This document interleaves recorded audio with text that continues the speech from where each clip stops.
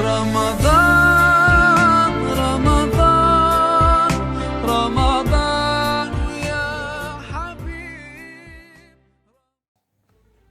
Bismillahirrahmanirrahim. Assalamualaikum warahmatullahi wabarakatuh. Alhamdulillahi rabbil alamin. Wassalatu wassalamu ala rasulillah wa ala alihi wa sahbihi ajma'in. Amma ba'd.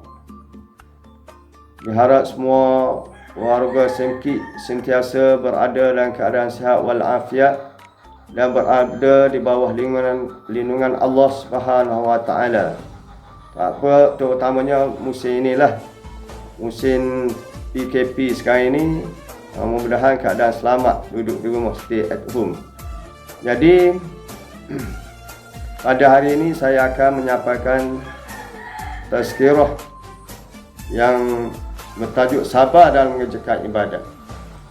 Bulan Ramadan ini adalah sinonim dengan bulan kesabaran berdasarkan sabda Rasulullah sallallahu alaihi wasallam, "Sum syahrul sabri Ramadan." Berpuasalah kamu pada bulan kesabaran, yakni Ramadan. Yang dimaksudkan sabar di sini ialah berasal pada kalimah bahasa Arab yang bawa arti sekat dan kawal. Apabila seseorang itu ditimpa musibah dan dia bersabar, maka sebenarnya dia telah menyekat dan mengawal dirinya daripada bertindak di luar batasan agama, seperti menyalahkan takdir dan berburuk sangka dengan Allah Subhanahu wa taala. Para ulama telah membahagikan sabar itu kepada 3 bahagian. Yang pertama, sabar dalam melakukan ibadat. Yang kedua, sabar meninggalkan kemaksiatan. 3, sabar dalam menghadapi ujian takdir yang menyakitkan. Untuk tazkirah kali ini, kita akan membincangkan tentang kesabaran dalam melakukan amal ibadat kepada Allah Subhanahu wa taala. Allah Subhanahu wa taala telah berfirman dalam surah Az-Zuriyat ayat 56, "Wa ma khalaqtul jinna wal insa illa liya'budun." Maksudnya, tidaklah aku ciptakan jin dan manusia kecuali untuk beribadat kepadaku. Justru itu, beribadat dan abdikan diri kepada Allah SWT merupakan matlamat utama ciptaan kita di dunia. Walau bagaimanapun, untuk melakukan amal ibadat dalam kehidupan ini memerlukan kepada rasa sabar yang tinggi bagi seseorang insan.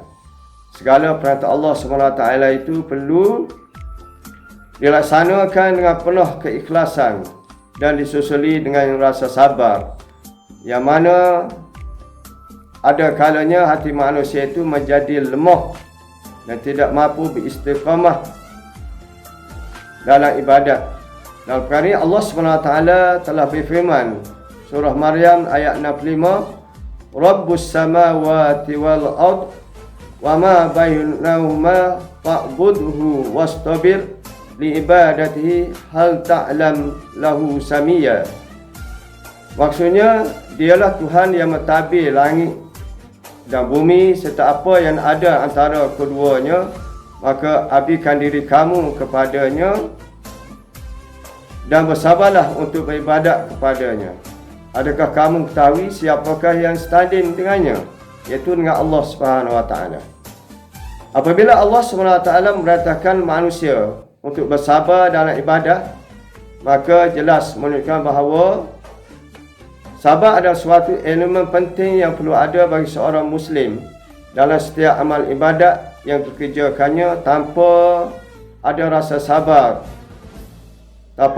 sabar dalam jiwa dengan disulami rasa keikhlasan, mustahil seorang hamba itu mampu melaksanakan segala suruhan Allah Subhanahu wa taala dan juga Rasulnya secara sempurna.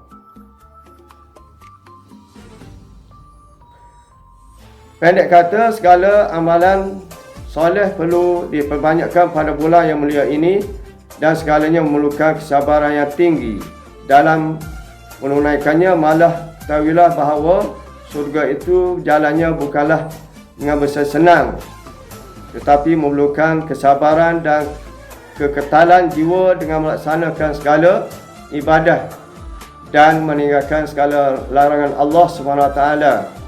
Sebagaimana kita hadapi sekarang ini, terutama musim PKP sekarang inilah, perlu sabar yang tinggi untuk melaksanakan perintah Allah SWT. Ini merupakan ujian Allah lah.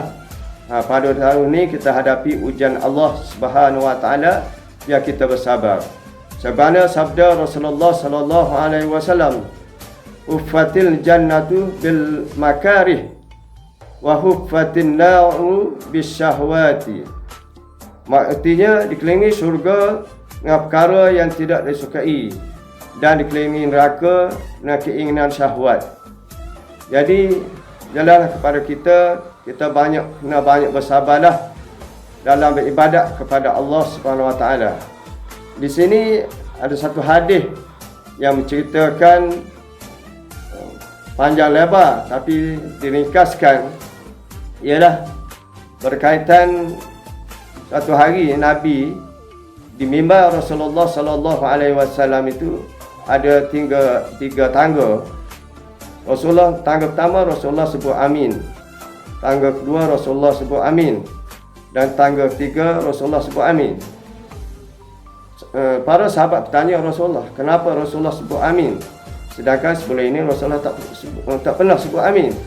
Maka Rasulullah sallallahu alaihi wasallam menyatakan, malaikat Jibril alaihissalam telah berdoa. Dia kata malaikat Jibril berdoa cukup malang orang yang disebut nama Nabi sallallahu alaihi wasallam tapi mereka tidak bersalawat kepada Nabi sallallahu alaihi wasallam. Maknanya cukup rugilah kalau kita hidup ini, terutama musim ini, kalau kita duduk saja-saja, lebih baik kita banyak selawat kepada Rasulullah sallallahu alaihi wasallam untuk kita dapat syafaat di akhirat nanti. Masa tu manusia sibuk kelang kabut untuk mendapat syafaat Nabi sallallahu alaihi wasallam, sehingga mereka Rasulullah di hari akhirat kelak dibangkit manusia dalam keadaan tidak berpakaian. Aisyah tanya Rasulullah, ada tidak malu Rasulullah? Rasulullah kata pada masa tu manusia sibuk. Kalau dia nak cara kepada orang lain, masing-masing nak selamat diri. Sebab keadaan yang begitu hebat sekali, kelang kabutnya. Dan tangga yang kedua Rasulullah sebut amin juga. Tangga kedua Rasulullah sebut amin. Kenapa?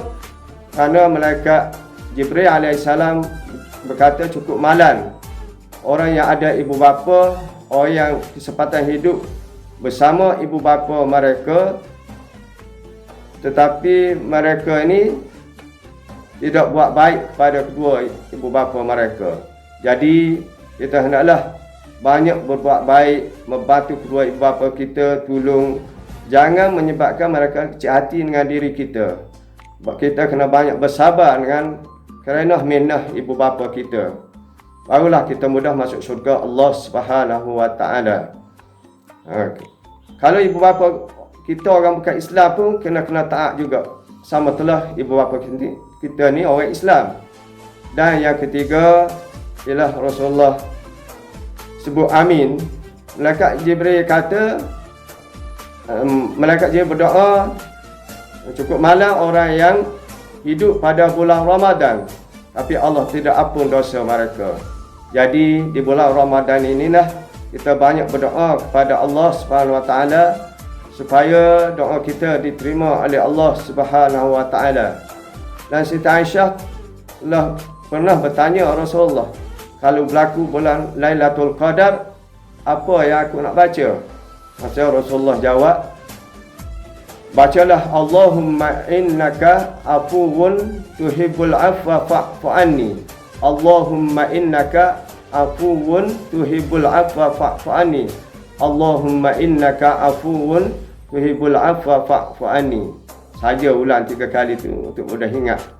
Mudah-mudahan semua warga Semkit ini sentiasa keadaan meningkatkan amal ibadat kita kepada Allah Subhanahu Wa Taala dengan penuh kesabaran. Terutama musim inilah. Musim ini maknanya wang yang sangat banyak untuk kita beribadat kepada Allah Subhanahu Wa Taala, sebab kita stay at home di rumah ni lebih banyak. Kalau sebelum ni kita khatam Quran sekali saja sebulan ataupun tak habis. Tapi pada tahun ini mudah-mudahan kita dapat khatam Quran sekurang 2 atau 3 kali pada tahun ini.